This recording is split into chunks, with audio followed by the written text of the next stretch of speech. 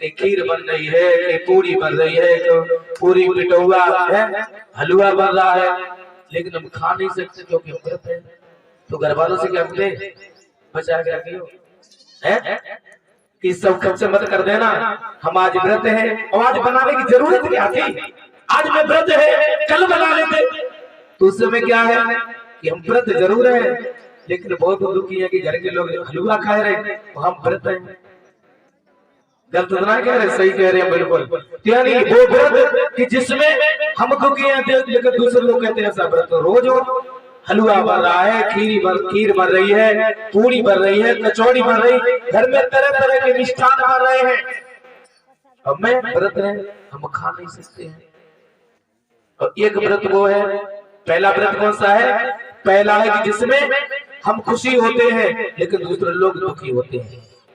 हम व्रत है तो अच्छी अच्छी चीजें खाते हैं, सेव खाएंगे, घर वालों से कहेंगे ये व्रत का है इसको मत खा लेना, ये सेव है हमारे लिए आया है। घर वालों से कहते नहीं तो तुम तो खुश हो, लेकिन घर वालों से जो बताओ हमको एक सेव की एक पीस भी नहीं मिला, तो उस समय हम तो खुश है लेकिन दूसरे लोग दुखी है। अब वो व्रत जिसमें जब घर के लोग खाते हैं, हम व्रत है हम खा नहीं सकते। खीर पकौड़ी बन रही है, पूरी बन रही है, तो उस समय क्या कहते हैं जरूरत क्या थी, तुम्हें मालूम था नहीं क्या मैं आज व्रत हूँ। तो उस समय हम दुखी होते लेकिन दूसरे लोग बहुत खुश होते हैं। और एक व्रत वो है कि जिसमें हम दुखी होते हैं दूसरे भी दुखी होते हैं।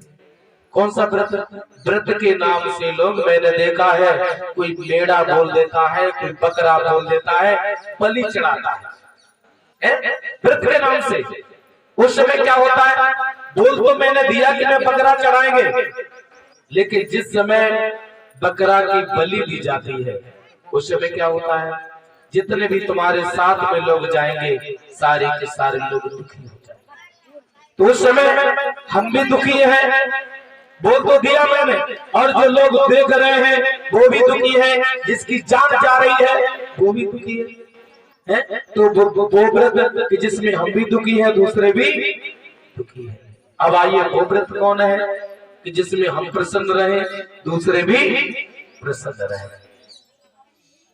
तो भगवान ने बताया है उपोषण व्रत। कौन सा बताया, उपोषण व्रत। ध्यान दें, आपने बहुत व्रत रखे हैं, ये भी व्रत रखे देखना।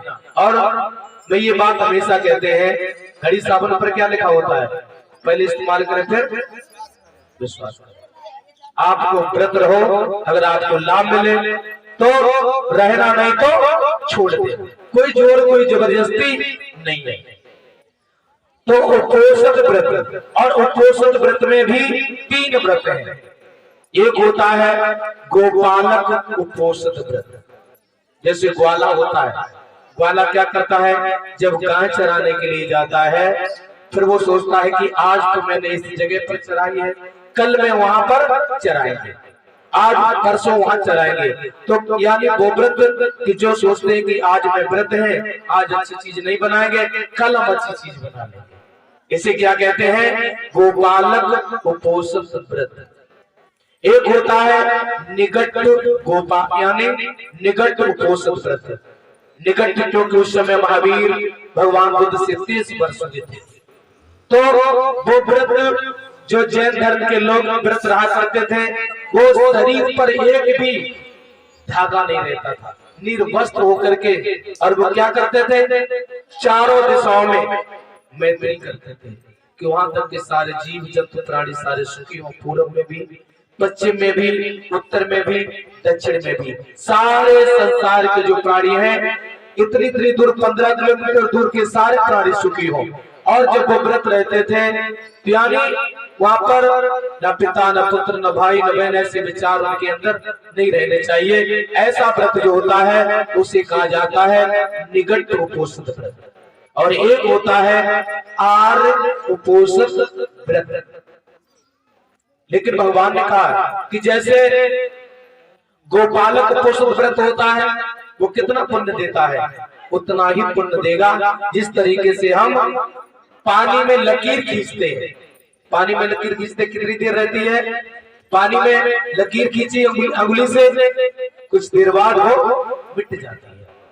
ये जो गोपालक उपोषण व्रत रहता है उसको इतना ही पुण्य मिलता है। और निकट उपोषित व्रत, जैसे हम अगर मिट्टी में लकीर खींच दें तो वो कुछ देर तक रहेगी, कुछ समय तक रहेगी, कुछ दिन तक भी रह सकती है।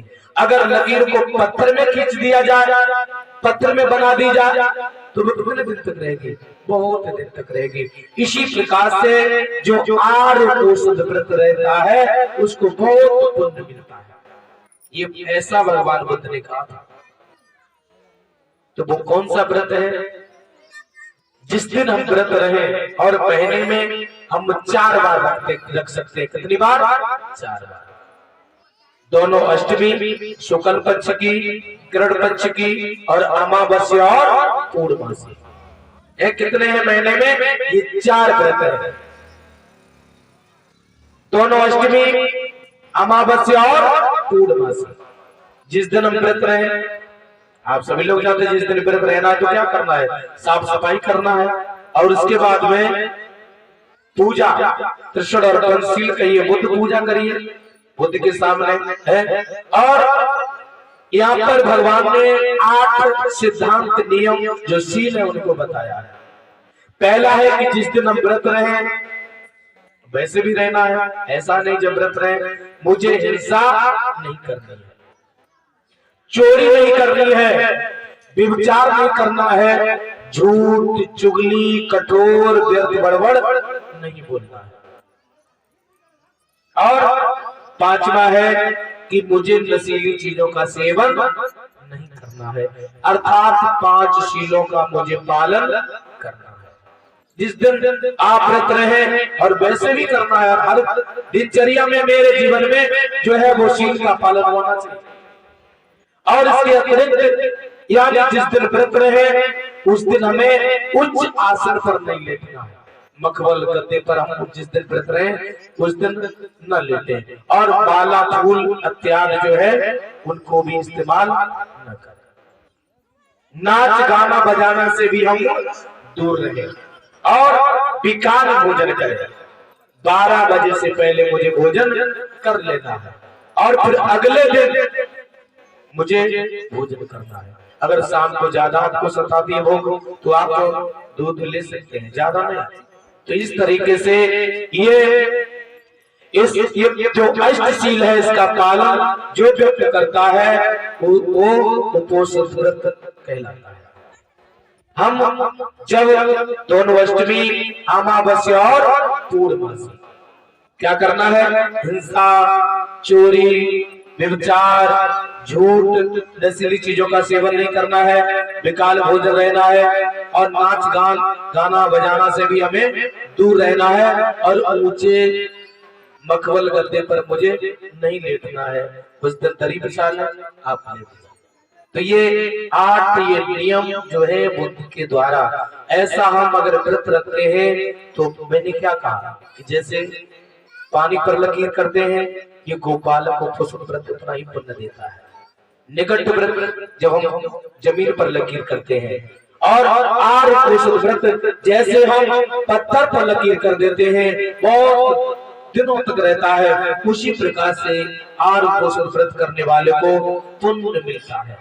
तो इस तरीके से बुद्ध ने जो है यानी ये उपोषित व्रत बताया है। ऐसा न कहो कि बौद्ध धर्म में उपोषित व्रत नहीं है।